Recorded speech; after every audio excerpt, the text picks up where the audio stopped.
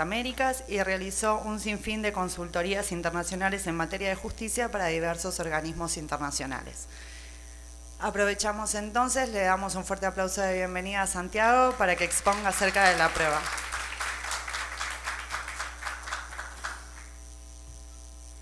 Bueno, muchísimas gracias. En primer lugar, un agradecimiento al órgano judicial, a CEJA, una de mis casas más queridas. También un agradecimiento a la Fundación Konrad Adenauer, al PNUD por esta convocatoria. Es para mí un gusto volver a Panamá. Este año me ha tocado estar 2 veces aquí trabajando y tratando de impulsar los procesos de reforma a la justicia. Como ustedes saben, yo vengo de un país muy pequeño, de Uruguay, que hizo una reforma procesal con bastante pocos recursos, con muchos fracasos, con algún éxito. Y la idea de hoy no va a ser hablar en absoluto de Uruguay, sino que la idea de hoy va a ser tratar de generarles más bien preguntas o cuestionamientos sobre cuáles son los grandes debates que se están dando en América Latina sobre el tema de la prueba en el proceso civil.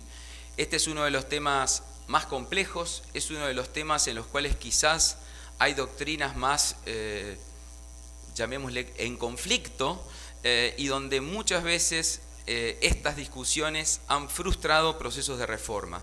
Por lo tanto, yo partiría de una consideración bastante pragmática, muy poco académica y políticamente incorrecta, y es decir, que no hay ninguna de estas discusiones sobre las cuales vamos a trabajar, a mi juicio, que sea tan, pero tan significativa como para frustrar un proceso de reforma.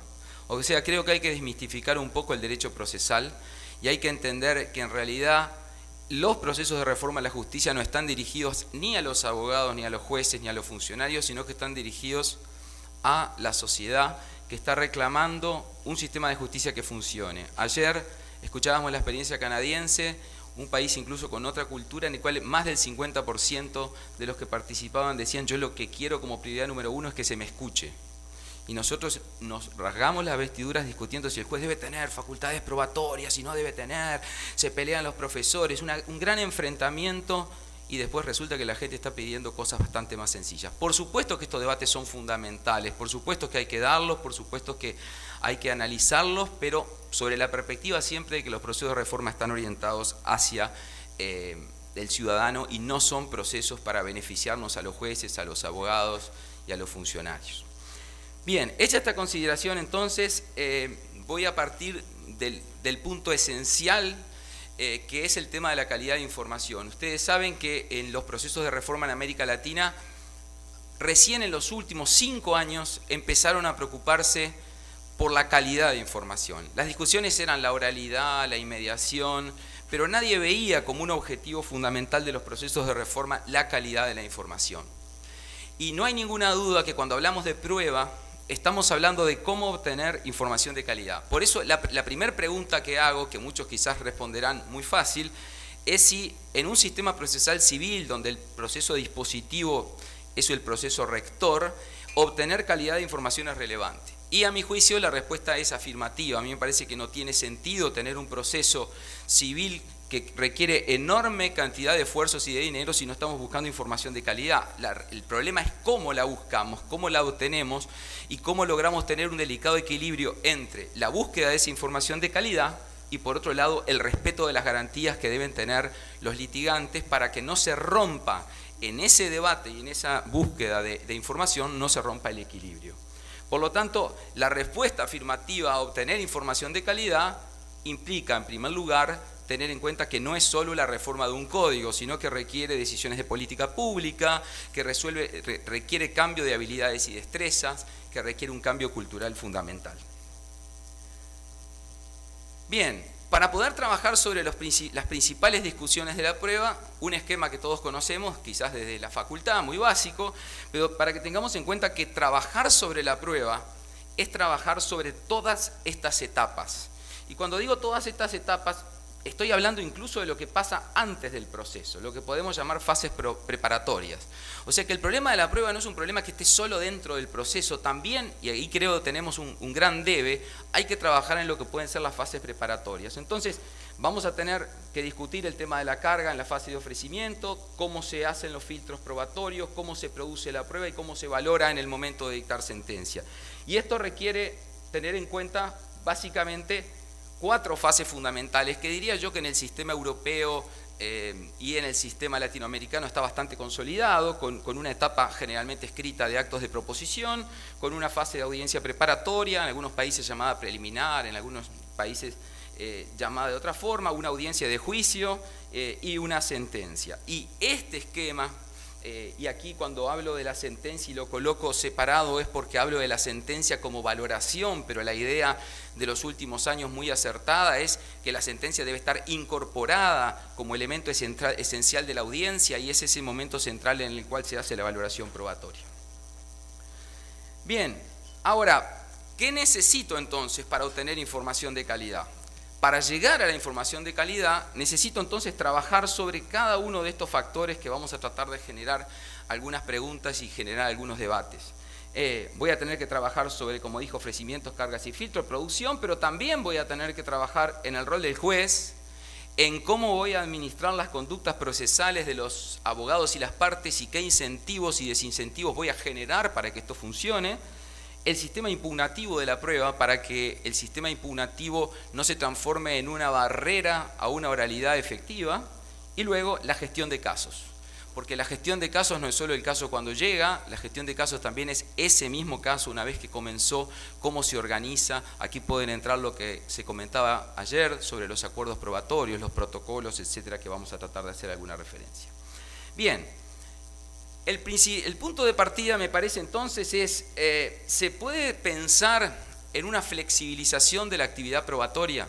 Cuando hablo de flexibilización de la actividad probatoria no estoy hablando de cargas dinámicas ni nada de esto, lo que estoy hablando es si podemos tener un modelo menos rígido en materia de organización de la prueba.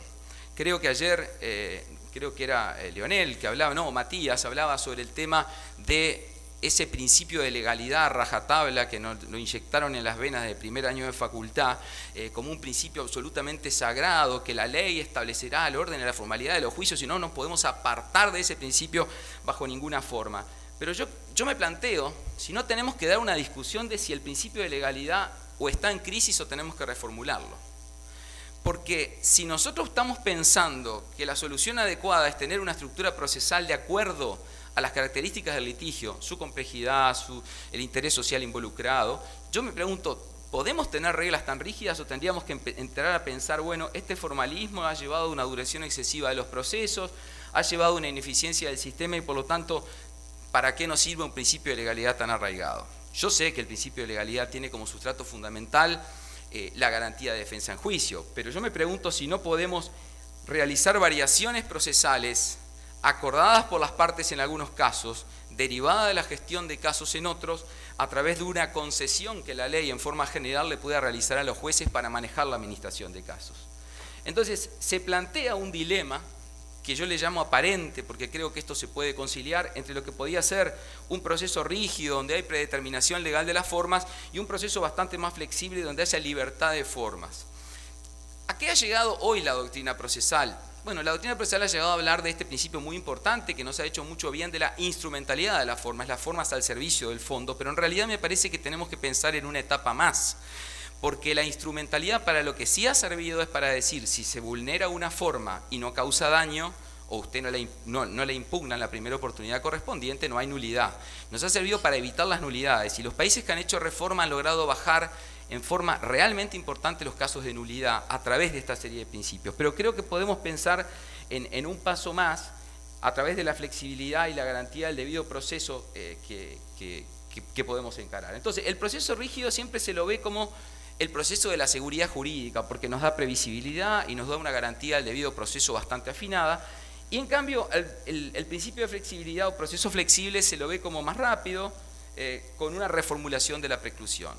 Mi pregunta ¿es esto realmente un dilema del cual no nos podemos apartar o podemos buscar una fórmula conciliatoria? Y yo creo que sí que se puede buscar una fórmula conciliatoria a través de un sistema adecuado de gestión de casos de case management antes del proceso y dentro del proceso. Bien, pasemos ahora a un segundo problema, que es el gran olvidado del derecho procesal, que es el de las diligencias preparatorias o, si quieren llamarle, la prueba y fases previas al proceso. La teoría clásica del derecho procesal, yo todavía no le encontré exactamente por qué, tengo alguna sospecha, pero parte de la siguiente base. Dice, no pueden diligenciarse ni producirse prueba antes del juicio, salvo el viejito que se me está por morir, ¿no? O sea, porque básicamente ese es el razonamiento, es decir, salvo las tradicionales diligencias preparatorias, no el testigo de avanzada edad, el testigo enfermo, el que se está por ir del país y no va a volver, entonces ahí sí me permite adelantar pruebas. Entonces, ¿qué ocurre? Al proceso se llega con un grado de sorpresa bastante amplio. ¿Por qué en el sistema anglosajón baja enormemente la cantidad de juicios? Y bueno, porque la verdad es que cuando se llega al juicio ya se saben bastante las reglas de juego como son. Entonces, nos tenemos que empezar a pensar, si no tenemos que flexibilizar, si no queremos ir a un sistema de discovery, porque nuestra cultura no llega a eso y es muy compleja, pero por lo menos, ¿por qué no podemos empezar a pensar en un paso intermedio, que es flexibilizar las propias diligencias preparatorias, probatorias, de manera de que las partes se puedan convencer antes si tienen o no un caso, ¿no? Entonces me parece que acá tenemos un ámbito interesante para trabajar, donde podemos pensar en incentivos adecuados para que los abogados puedan tener una respuesta a esto. Porque ¿qué hacen los abogados? Los abogados tienen terror de adelantar alguna prueba para que el otro se entere de lo que pasa. Ojo, después pasa una cosa increíble. Hay abogados que son enamorados de la excepción de defecto legal e interponen en el proceso la excepción de defecto legal, que es la peor estrategia procesal que puede asumir un abogado, porque ustedes saben que le hace cumplir al actor el sueño que siempre tuvo, que es redactar su demanda leyendo la contestación del demandado. Entonces, primero sobre esto no podemos hacer nada. Y después los abogados plantean esa absurda defensa que es la vieja excepción de oscuro libelo que todos nuestros códigos tienen. Entonces creo que acá hay una cuestión de lógicas, de tradiciones arraigadas, de no sentarse a pensar en un diseño adecuado. Bien, pasando al ofrecimiento probatorio, que también genera una cantidad de preguntas. Yo no voy a analizar todas las opciones que tenemos, pero allí ven ustedes un elenco de opciones sobre en qué momento hacer el ofrecimiento probatorio. En este momento hay una gran discusión porque hay diferencias entre el código modelo por un lado, lo que han sido las soluciones que se han adoptado en otros países. En este momento en Argentina hay una gran discusión sobre si el ofrecimiento probatorio va a ser en la demanda y en la contestación únicamente, o si se va a dar la oportunidad de un ofrecimiento probatorio anterior a la audiencia preliminar, y hay dos posiciones muy enfrentadas en esto, pero las bases terminaron optando por que se presente todo en la demanda y la contestación. Cuando digo todo, obviamente estoy excluyendo lo que puede ser un hecho nuevo, una prueba superviniente, que siempre va a tener la chance de generarse en una etapa posterior. Pero sin embargo, vemos en países europeos una gran flexibilización, por ejemplo, con la prueba pericial, donde la prueba pericial a veces termina siendo una prueba que los jueces dosifican de acuerdo a las características del caso, lo vimos en el caso canadiense también. De todo esto, ¿qué podemos resumir? Podemos resumir que de todas estas opciones, la que hoy tiene evidencia empírica de que ha dado buenos resultados en fase de ofrecimiento probatorio ha sido esta. Esta es la mayoritaria en los países que han hecho reforma, que es básicamente que la prueba debe ofrecerse con la demanda y la contestación, y esto implica mostrar las cartas desde el inicio. Algunos lo controvierten, otros lo discuten, algunos dicen que es una especie de discovery a la latinoamericana, porque de alguna manera es mostrar las cartas en el primer acto procesal fundamental. Esto es bastante relativo, porque yo ya estoy mostrando las cartas, pero fijando pretensiones y fijando contradicciones. Pero de alguna manera este mecanismo ha sido un mecanismo que tendrá errores, pero hay constatación empírica de que ha mejorado sustancialmente lo que ocurría en sistemas que tenían la posibilidad de ofrecimiento probatorio posterior. Bien, pasemos ahora a otro tema, que es el de la carga de la prueba. El de la carga de la prueba es quizás el tema más polémico, junto con otro que vamos a ver después, que es el de la prueba de oficio, y es el más polémico porque, bueno, las escuelas procesales han generado un enfrentamiento en Latinoamérica que a mi juicio es exagerado, que a mi juicio solo lo único que genera es evitar tender puentes para buscar soluciones intermedias. Pero bueno, vamos a tratar de hacer algunas reflexiones sobre esto. Primero, como todos sabemos, la carga de la prueba tiene una gran importancia, no solo teórica, sino práctica, porque lo que fija es la posición de las partes sobre quién tiene el peso de probar determinados hechos, y bueno, de esto, porque emana de un principio fundamental, es que el juez tiene necesariamente que fallar con o sin prueba. No puede decir el juez, bueno, como no me convenció ninguno, yo no fallo, no. El juez tiene que dictar sentencia, por más que ninguna de las dos partes lo convenza, y ¿Cómo hace para resolver un caso donde ninguno de los dos lo convence? Bueno, lo resuelve a través de decir, bueno, ¿quién tenía la carga de probar? ¿Era este? Bueno, si este no probó, él era el primero que tenía la carga, perdió el que tenía la carga. Y la teoría clásica parte entonces de esa premisa. Si uno mira lo que pasa en la mayoría de los códigos nuevos, la regla sigue siendo esta. La regla sería la teoría clásica de prueba, que es básicamente quien pretende algo debe, obviamente, alegar los hechos y probarlo él, y por otra parte, quien quiere contradecirlo diciendo que hay elementos extintivos, impeditivos o modificativos, tiene que alegarlo y probarlo, será primero en la contestación de la demanda y luego en la fase probatoria. Ahora bien, aparece luego la excepción. ¿Cuál es la excepción? Bueno, este famoso concepto de la carga probatoria dinámica. El concepto de la carga probatoria dinámica, que ustedes saben que tuvo un gran desarrollo en Argentina y de Argentina fue contagiando a otros países, pero la verdad que cuando uno se pone a estudiar con otro nombre, porque el problema es que a veces le ponemos nombres rimbombantes a los institutos, hay procesalistas que hace ya más de 100 años hablaban de un principio que se llama el principio de disponibilidad probatoria, que en el fondo es casi lo mismo y todos los que hacen laboral lo saben, que el que tiene más cerca de sí la prueba tiene que traerla al proceso, no importa de qué hecho se trate. Y esto en derecho laboral nunca se discutió, nunca se planteó este enfrentamiento. El problema es cuando se empiezan a traer estas teorías, se le ponen nuevas denominaciones y se las trae al proceso civil, y entonces allí empiezan las confusiones. ¿Por qué empiezan las confusiones? Bueno, porque esto fue diseñado como un instrumento excepcional, y el problema es que la gran dificultad es cuáles son los límites. Hay una enorme zona gris en que se discute si se deben aplicar o no este instituto de las cargas probatorias dinámicas. Entonces, el código modelo, que de alguna manera durante un tiempo se dijo que no contenía las cargas probatorias dinámicas, que no estaban reguladas en el código modelo, sin embargo, luego la propia doctrina, y curiosamente, la doctrina que había desarrollado las cargas dinámicas, dijo, no, sí está, porque hay un artículo que dice que la distribución de la carga tradicional de la prueba no obsta a que el juez pueda darle valor a las omisiones o deficiencias de prueba de quien debía haber probado. Esto quiere decir, de forma más sencilla, que si yo tengo que probar algo por mi carga tradicional de la prueba y no lo pruebo, me van a valorar negativamente mi omisión o deficiencia de prueba. Por lo tanto, de algún modo, si bien no de forma expresa, estaba íncita allí la idea de una flexibilización de la carga. Y aparece entonces esta teoría de la carga dinámica. La prueba que ustedes saben que se origina en un caso extremo. Y no hay cosa peor que solucionar problemas generales con casos particulares. O sea, acabamos en Uruguay de modificar nuestro Código de Proceso Penal, que fue aprobado, que entró a regir menos de un año por una sentencia.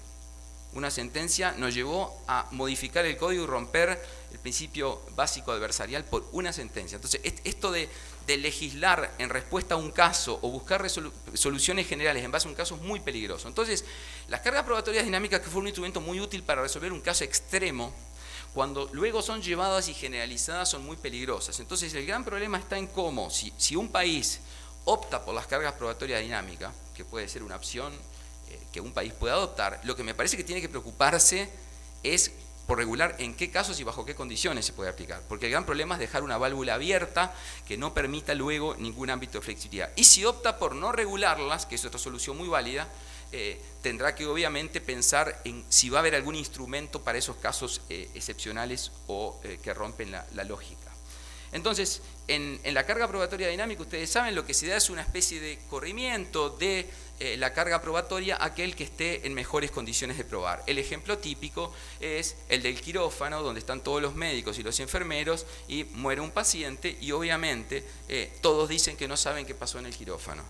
Entonces, bueno, le dicen al actor, supónganse a la persona al hijo del paciente que falleció o a la hija del paciente que falleció, bueno, ahora usted tiene la carga de probar qué pasó. ¿Y cómo yo voy a probar lo que pasó dentro del quirófano? No sé, el código dice que usted tiene la carga. Entonces, para ese tipo de casos, ¿no? Cuando hay pactos de silencios terribles dentro de un quirófano, por ejemplo, bueno, ahí sí puede haber un caso excepcional de aplicación de un instrumento de estas características, pero no podemos transformar esto, me parece, en una regla. Bien. Por lo tanto, las cargas probatorias dinámicas son una corrección al sistema clásico cuando las reglas clásicas no funcionan y que le permite al juzgador, por lo tanto, tomar una medida excepcional. Ahora bien, si un país opta por regular en casos excepcionales las cargas probatorias dinámicas, va a venir una respuesta debe dar a estas preguntas. ¿Qué alcance y con qué límites? ¿De qué manera? Y el otro tema que a mí me parece muy importante, y acá traigo la experiencia de algunos países, es que en algunos países han dicho, para que un juez pueda aplicar las cargas probatorias dinámicas, primero, el abogado de la contraparte al que se va a perjudicar tiene que demostrar que hizo todo lo razonablemente posible para traer la prueba al proceso, y no la pudo traer. O sea, que primero sigue rigiendo la carga tradicional, quien debía traer la prueba, hizo todos los esfuerzos razonables, pero el otro le está obstruyendo la prueba y lo logra demostrar aunque sea con indicios, y recién ahí se podría abrir la puerta. La otra cuestión que se está discutiendo en este momento en los procesos de reforma es si debiera darse un aviso previo. O sea, si el juez le debe avisar, mire señores abogados, como viene la cosa, yo voy a tener que aplicar la teoría de las cargas probatorias dinámicas.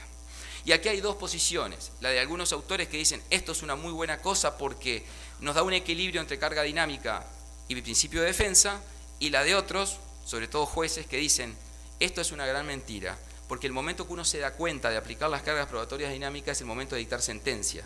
Entonces van a pasar dos posibles cosas, o el juez no va a avisar y por lo tanto no puede aplicar las cargas probatorias dinámicas, o el aviso se va a transformar en una forma, va a avisar siempre, les aviso que quizás aplico la teoría de las cargas probatorias dinámicas. Entonces ahora estamos en un segundo debate, que es el debate del aviso, ¿no? Fíjense, ¿no? Miren de lo que estamos discutiendo, el alcance del aviso, y la gente lo que quiere es que la escuchen, ¿no? O sea, si acá hubiera representantes de la sociedad civil y nos ven que estamos discutiendo de estas cuestiones, dirían, uy, qué lejos que estamos de solucionar el divorcio entre el sistema de justicia y la sociedad civil. Por lo tanto, bueno, pido una excusa pública por esto. Bien, el otro tema que hoy está en pleno debate en Argentina, se debatió en Ecuador, en Colombia se reguló expresamente, se reguló en Brasil, es el tema de la carga de la prueba y el principio de colaboración. Ustedes saben que una de los grandes reclamos, esto sí, en general de los litigantes, es que el sistema tenga más transparencia, que el sistema funcione mejor, que los abogados seamos más claros, más transparentes, más leales, que los sistemas de justicia y el gobierno judicial puedan tener una comunicación y una transferencia de la información de lo que está ocurriendo. Y en esto de las reglas de juego claras, los debates son interminables. ¿Por qué son interminables los debates? Bueno, porque los abogados cuando nos dicen usted tiene que portarse mejor en el proceso, lo primero que te decimos es, nuestro primer deber es nuestro cliente. Y nosotros estamos para proteger y para garantizar a nuestro cliente. Por lo tanto, nos debemos primero al cliente y luego al sistema de justicia. Y esto es un gran problema, porque vuelvo otra vez a la cuestión. Vamos a ir a un sistema colaborativo, colaborativo no es contrario a adversarial, ¿verdad? Pero colaborativo quiere decir de que creamos un ámbito para trabajar en la búsqueda de una información razonable, o vamos a seguir con un sistema procesal donde lo que más rinde es la deslealtad procesal. Entonces, aquí se generan las preguntas más difíciles. Yo no las iba a hacer porque como no las sé contestar, me daba un poco de vergüenza, pero las voy a hacer porque estos son los debates que se están diciendo. Es decir, ¿tiene la parte el deber de decir la verdad? Todos sabemos que en el proceso penal esto no existe, esta es una discusión del proceso civil. Y es una discusión que se está instalando porque los códigos lo están diciendo en blanco y negro. El código colombiano lo dice en blanco y negro y establece sanciones expresas por la vulneración del deber de veracidad. O sea, ¿tiene la parte el deber de decir verdad o no? Entonces en algunos países se están poniendo cosas como, tiene el deber de decir verdad, salvo autoincriminarse. Entonces yo les digo, pónganme un ejemplo, ¿no? Y ahí se empieza a complicar la cosa. Pero bueno, esto para hacerles ver cómo me parece que cuando uno piensa en un sistema, tiene que ir siempre dibujando en un papelito un diagrama de flujos sobre qué va a pasar si hago esto, si no hago esto, cuál es la consecuencia. Porque enunciación de principios generales, nuestros viejos códigos que criticamos, tenían todos estos principios, pero nadie los aplicaba. Entonces, el gran cambio es decir, diseñemos un nuevo modelo y establezcamos consecuencias, incentivos y desincentivos, porque con meras declaraciones programáticas no hacemos nada. Y ahí está el gran problema. Entonces, tiene la parte, luego que superemos la pregunta de decir verdad, si ustedes van a Italia y llegan a decir una conferencia que el abogado de la parte debe decir verdad, seguramente no salgan de ese recinto, porque así se ve como una cuestión absolutamente sagrada que el abogado debe defender a muerte a su cliente y se debe a su cliente íntegramente. Ahora, yo digo, ¿no debiéramos nosotros como abogados decirle a nuestro cliente, haga una relación de hechos, usted dígame que los hechos fueron así, yo voy a defender estos hechos, pero yo voy a defender estos hechos porque usted me los declara así de esta manera. ¿No deberíamos generar incentivos con los códigos deontológicos en este tema? Bueno, esa es la gran cuestión. Luego viene una segunda pregunta también difícil, es si debe haber colaboración en materia probatoria. Esto es, si más allá de que regulemos o no las cargas probatorias dinámicas, debe haber una colaboración en dar información sobre los testigos, colaboración en tratar de ubicar a determinadas personas, colaboración en la manera de implementar las medidas. Bueno, esta es otra discusión que creo que es de un grado menor, no es tan compleja, pero que también tiene dificultades para llevarla a la par. Y después que establecemos, supónganse teóricamente que establezcamos estos deberes, la pregunta, bueno, ¿y qué pasa si los vulnero? Entonces, bueno, ahí es donde viene la cuestión, porque tenemos que ver, bueno, ¿cuál va a ser la consecuencia de que una parte no colabore? ¿Cuál va a ser la consecuencia de que una parte, si establecemos el deber de veracidad, no lo diga? Y ahí hay algunas soluciones, indicios en contra que el juez debe considerar al momento de dictar sentencia, pueden establecerse un sistema de astraintes por obstaculización probatoria cuando se intima la presentación de documentos que tiene la contraparte y que no los presenta ni justifica razonablemente por qué. Hay países en el que cuando a alguien le intiman el documento, se lo da a otro y dice, yo no lo tengo, lo tiene él. Lo intiman al otro y dice, uy, yo ya no lo tengo él. Y el sistema, esto no le preocupa mucho. O sea, y es una cosa increíble que el sistema de justicia pueda estar trabajando para unas personas que están jugando al gran bonete. O sea, uno a veces dice, pero ¿esto es realmente razonable? Y bueno, frente a eso entonces lo que tenemos que ver es si podemos construir un estándar del buen litigante, porque si nosotros hemos trabajado en el estándar del buen padre de familia en el derecho civil, que ya es tradicional, si hemos trabajado en el estándar del buen hombre de negocios en las leyes de sociedades comerciales, ¿por qué no podemos empezar a pensar en un estándar del buen litigante con determinadas reglas medias? Los médicos tienen muy entendido esto del estándar, ¿verdad? De la lex artis, pero para los abogados no hay prácticamente nada de esto. Entonces, este modelo es el modelo que se está debatiendo en algunos países con muchas críticas por parte de los abogados, con muchas críticas por parte de la doctrina. Un modelo colaborativo donde haya que mostrar las cartas desde el principio, mostrar las pruebas desde el principio, dar ciertas flexibilizaciones probatorias excepcionales, con un sistema de sanciones y presunciones en contra. Ahora, ¿este modelo es un modelo adecuado? Yo tengo grandes dudas. Yo creo que este modelo es bastante adecuado para algunas materias, por ejemplo, de repente para un proceso de familia o para un proceso laboral, pero tengo mis dudas de si para un proceso civil o comercial esta es una estructura adecuada. Pero es lo que hoy se está discutiendo y les diría lo que está teniendo prioridad.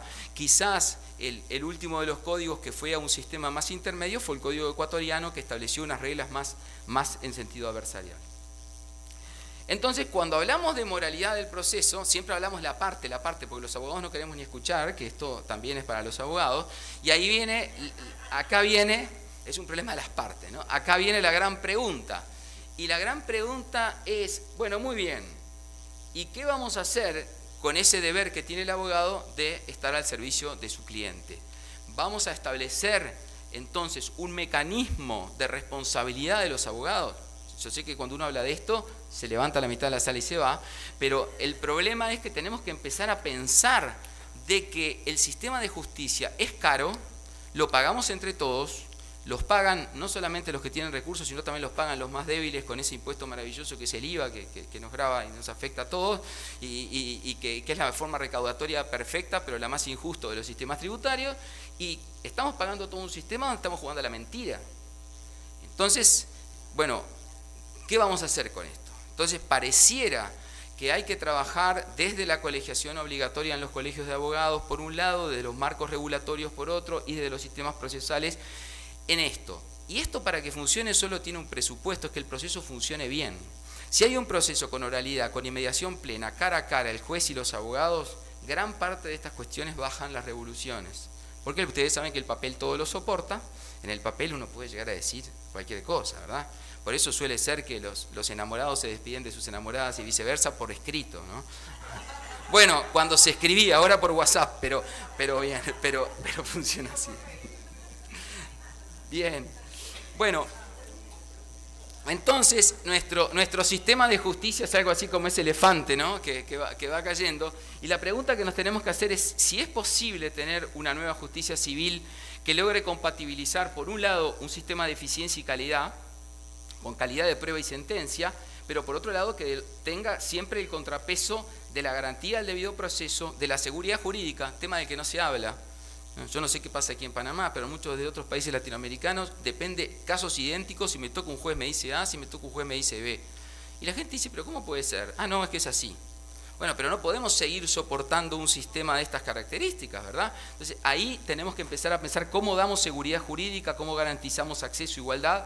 Y esto también, la garantía tiene que ver con un nuevo enfoque del sistema de nulidades del que ya hice alguna referencia y que tiene que ver con ver las nulidades también desde la perspectiva de la preclusión.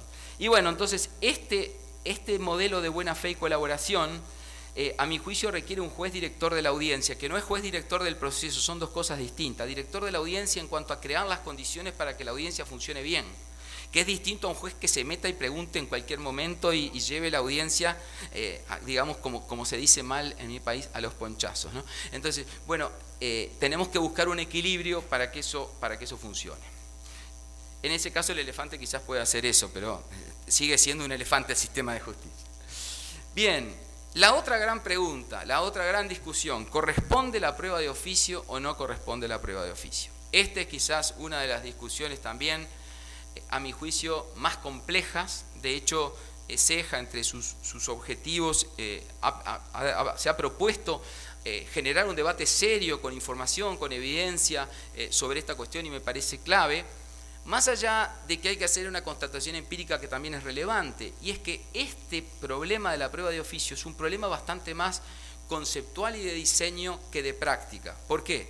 Porque de acuerdo a las cifras, en los procesos civiles y comerciales, no hablo de los laborales y familia, donde ahí hay otra realidad, pero en los procesos civiles y comerciales, aún los países que tienen prueba de oficio, los jueces la utilizan muy, pero muy, muy excepcionalmente, porque los jueces mismos se dan cuenta que no quieren romper ese equilibrio, ¿verdad? Además, no nos olvidemos que todos nuestros códigos tenían el famoso instituto de las diligencias o medidas para mejor proveer, ¿ah? Que en lugar de ser un instrumento útil para que el juez trajera información, era el instrumento perfecto para que el juez pudiera también tener chicanas y dilatorias, porque ya que los abogados tenían derecho a las dilatorias, el juez ¿qué hacía? Ordenaba cualquier tontería para que el plazo para dictar sentencia se le prorrogara. Entonces, fíjense, un instituto que estaba pensado, mal o bien, porque rompía la regla adversarial, pero mal o bien estaba pensado para traer información, lo utilizaban los jueces para decir, solo los abogados tienen derecho a la dilatoria, no, yo también. Tengo que tener algún instrumento, y en esto se transformó el clásico sistema español de las medidas para mejor proveer que el juez podía dictar antes de la sentencia. Si se admite la prueba de oficio, yo particularmente soy contrario a la prueba de oficio tanto en los procesos civiles y comerciales, pero no importa lo que yo piense, sino generar los cuales son las preguntas, pero si se admitiera, me parece que hay que pensar bien en qué casos y materias y sobre qué hechos, porque me parece que en cualquier caso, ningún sistema procesal civil podría permitirse que el juez trajera hechos al proceso. Una cosa es que el juez disponga pruebas sobre un hecho que las partes trajeron y está controvertido, y otra cosa, a mi juicio, inadmisible siempre, en esto soy bastante intransigente, es que el juez pueda traer un hecho. Porque aquí sí la cuestión es doblemente grave. No solo que rompe la lógica del contradictorio y rompe la lógica de la estrategia de las partes, sino que todavía tira sobre la mesa un hecho que las partes no quisieron traer. Entonces, bueno, aún aquellos que van a la averiguación de la verdad como eje central dicen, es la averiguación de la verdad en el marco de los hechos alegados y controvertidos, no a la averiguación de la verdad verdadera, como dice un amigo, ¿no? Pero ese es el punto, me parece, clave y central. Entonces, si se admite la prueba de oficio, tenemos que ver sobre qué hechos, y tenemos que empezar a pensar en cómo garantizar el contradictorio. Porque sin duda que una prueba de oficio lo que determina es romper la estrategia de la defensa y la teoría del caso. O sea, si a mí me traen una prueba de oficio, me destruyen toda mi estrategia y me afectan gravemente mi teoría del caso. Por lo tanto, es una cuestión que tenemos que tener muchísimo cuidado si la regulamos. Pasemos a otro de los temas, que es la admisibilidad de la prueba, los filtros probatorios. Este para mí es un tema clave porque una de las cuestiones fundamentales es que hay evidencia que en muchos países que hicieron reformas, los jueces producen toda la prueba que las partes le pidieron en la demanda y la contestación. Pero resulta que muchas de las pruebas que las partes le pidieron en la demanda y la contestación, ya no tiene sentido producirla, porque una cosa es que el actor ofrece su prueba pensando que el otro no le va a contradecir nada o le va a contradecir todo, pero otra cosa distinta es cuando el demandado, como suele ocurrir, admite una cantidad de hechos. Sí, el accidente fue en tal lugar, sí, el accidente fue a tal hora, y ahí salen los oficios, a ver, informe a qué hora fue el accidente, pero ¿para qué si ya se lo admitió? Entonces estamos generando una enorme cantidad de producción probatoria que es absolutamente innecesaria, y eso sale dinero, le quita tiempo a las oficinas, le quita tiempo a los jueces, porque esto requiere medidas de gestión. Entonces me parece que si bien es razonable que los jueces no tengan un criterio muy restrictivo, en la duda deben dar lugar a la prueba sobre la cual tienen dudas, me parece que es importante que estos filtros, estas son expresiones que están en los distintos códigos, por eso no es el texto de ningún código en particular, sino que es un resumen de los distintos códigos, expresiones que utilizan. No hay que probar los hechos no controvertidos, ni la ilícita, ni la impertinente, inconducente, etc. Y generalmente los códigos dicen que tiene que ser, en esta etapa preliminar de la audiencia previa, tiene que ser que estas circunstancias se den en forma clara o manifiesta, porque el verdadero momento, la hora de la verdad de la admisión probatoria final va a ser la sentencia. Entonces el juez, si tiene duda, la admite y luego verá qué hace en la sentencia. Bien, llegando a la producción probatoria, estoy apurando porque tengo que cumplir el tiempo a rajatabla porque Laura me tiene cortito. Yendo al tema de la producción probatoria, bueno, en la producción probatoria hay una enorme cantidad de problemas. Voy a tratar de referirme a algunos. El primero es que creo que hoy es un dato ya que no discutimos más, por suerte, que la producción probatoria en un sistema reformado tiene que hacerse en audiencia, con una metodología de oralidad, con presencia necesaria del juez y de las partes y de los abogados en lo posible. Y el rol del juez es la gran discusión. El rol del juez, ¿qué puede hacer el juez? Entonces, me parece que hay bastante unanimidad en que el juez tiene que tener un rol de lo que algunos llaman, una palabra que a mí no me gusta mucho, pero le llaman la policía de la audiencia, esto es, ordenar la audiencia, ¿verdad? Esto quiere decir si pueden entrar o no los medios de comunicación, en qué momento, de qué forma, dónde se van a ubicar las partes y demás, pero luego la teoría hoy predominante es que el juez deje jugar a los que están en el proceso. Esto es muy distinto al modelo que propugna, por ejemplo, el Código Modelo para Iberoamérica, donde tiene un juez muy activo. Por ejemplo, voy solamente a contar una anécdota de Uruguay. Si ustedes van a Uruguay a ver audiencias, salen de ver las audiencias y dicen, qué fácil es ser abogado en este país, porque el que hizo el 90% de las preguntas fue el juez. Por lo tanto, si la parte tiene un abogado malo, probablemente el juez le salve la vida. Este no parece un sistema del todo razonable desde una perspectiva adversarial. Yo creo que aquí hay un equilibrio. De hecho, los propios jueces se fueron dando cuenta. Nosotros hicimos un trabajo para CEJA hace ya como 10 años y ahora lo actualizamos hace poco. Y hace 10 años los jueces preguntaban muchísimo más de lo que preguntan ahora sin haberse modificado la ley. Creo ¿por qué? Porque se empezaron a dar cuenta que los abogados ahora conocen mejor el sistema, saben hacer un poquito mejor los interrogatorios y contrainterrogatorios, y los jueces dijeron, no, vamos a retirarnos, con la misma norma, sin un solo cambio normativo. Pero a mí me parece que el sistema tiene que tener la lógica de director de la audiencia, pero la gran duda es si el juez debe o no afectar la metodología de la audiencia y la teoría del caso. Por ejemplo, si ustedes van a los sistemas procesales penales, en su mayoría, ¿verdad?, cada uno prepara su estrategia y cuando viene la audiencia de juicio lo que va a ocurrir es que se produce la prueba de una parte en el orden que esa parte lo pide, el juez no puede hacer preguntas, o si puede hacer preguntas, esta famosa discusión de qué es la pregunta aclaratoria y hasta dónde va y si es peligroso o no, y hasta ahí llega. En cambio, si ustedes van a ver procesos civiles en España, van a ver procesos civiles en Uruguay, van a ver procesos civiles en Alemania, van a ver que allí el juez tiene una amplia potestad probatoria. Y donde ve que el abogado le hizo una pregunta, él no entiende pregunta, a veces pregunta el primero, tiene un diálogo directo con las partes. Bueno, esta es una discusión que tiene incidencias culturales, qué grado de capacitación de jueces tenemos, y luego la discusión de fondo o conceptual, que es muy importante, que tiene que ver hasta qué grado de adversarialidad o no le queremos dar al proceso. Pero me parece que para la ordenación probatoria es donde hay muy poco desarrollado en nuestros países, porque no hay prácticamente protocolos, ni prácticamente hay experiencia en acuerdos probatorios y gestión de casos en fase probatoria. En Brasil hubo una discusión muy interesante sobre los acuerdos probatorios y hasta dónde llegaban, y al final, bueno, se tenía un objetivo muy ambicioso y terminó siendo reducido bastante, pero este es un tema que me parece relevante para, como dicen, hacer hablar a la prueba a través de la metodología del caso. Otro gran problema es que en todos los países que se hicieron reformas, lo que sigue siendo muy mala es la calidad de la litigación. ¿Qué le llamamos calidad de litigación? Bueno, es que tenemos todos los instrumentos para hacer una buena litigación, pero los abogados no sabemos litigar. porque los abogados venimos a reproducir en las audiencias lo que hacíamos por escrito. Entonces yo he visto audiencias que obviamente los chicos que mando de la facultad a ver audiencias me dicen, uy, está todo mucho mejor en las películas. Sí, la vida es mucho mejor en las películas siempre. Dice, porque fue un señor, fue un abogado y empezó a leer, dice, su alegato, y decía, en efecto, debemos considerar, y hablaba hasta en latín. Sí, claro, esto es absurdo. Por eso ahora estamos hablando del lenguaje claro y de la necesidad de que las audiencias sean hechas no para los abogados y para los jueces, sino para los litigantes, porque si no, ¿para qué hacemos ir a unos señores a la audiencia o a unas señoras a las audiencias que no saben para qué van? Entonces, a mí me daba risa porque en el sistema alemán directamente el juez le hace una pregunta en cualquier momento a la parte y los abogados ni se inmutan.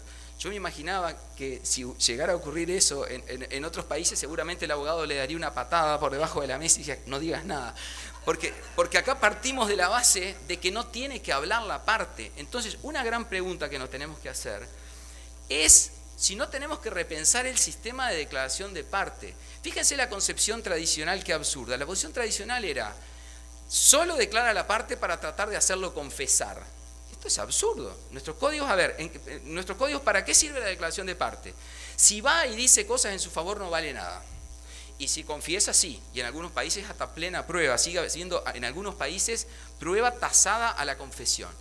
Esto realmente es absurdo, porque si queremos calidad de información y tenemos nada más que a la persona, a la señora, al señor que vivió los hechos, saquémosle la información necesaria. Pero no solo la información en contra, también la información a favor para llegar a una información de calidad. Y esto lo vimos en el sistema alemán que funciona muy, muy bien. Ahora, después habrá que ver cómo lo instrumentamos a través de un sistema de interrogatorio, de contrainterrogatorio, pero tenemos que repensar la declaración de parte en el proceso civil como medio de prueba fundamental. Bueno, no me voy a referir al registro de la audiencia y las tecnologías, porque creo que de eso ya se ha hablado bastante. Solamente decir una cuestión sobre el problema de algunos procesos pequeños, sobre todo en materia de consumidor, que se están regulando en algunos países, que se han previsto que en estos procesos se puede ir sin abogado o sin abogada. Esto ha generado problemas porque ahí al juez lo deja en una posición muy difícil. Mejoramos acceso a la justicia porque no se necesita abogada o abogado para ir a la audiencia, pero el juez dice, pero ¿y yo qué hago?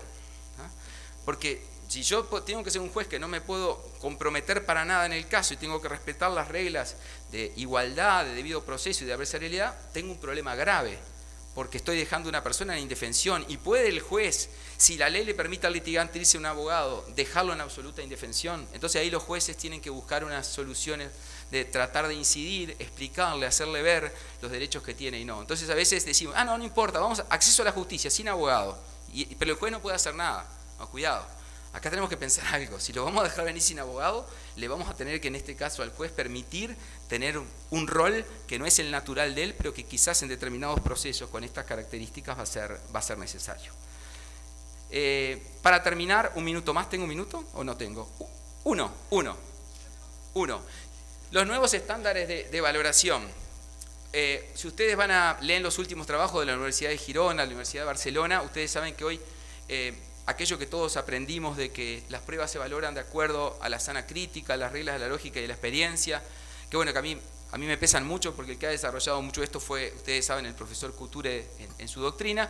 Sin embargo, algunos autores dicen con razón, esto ya no es sostenible. O sea, hablar en general solo de reglas de la lógica y de la experiencia es darle a un juez un margen tan amplio que es casi como decirle usted haga lo que quiera.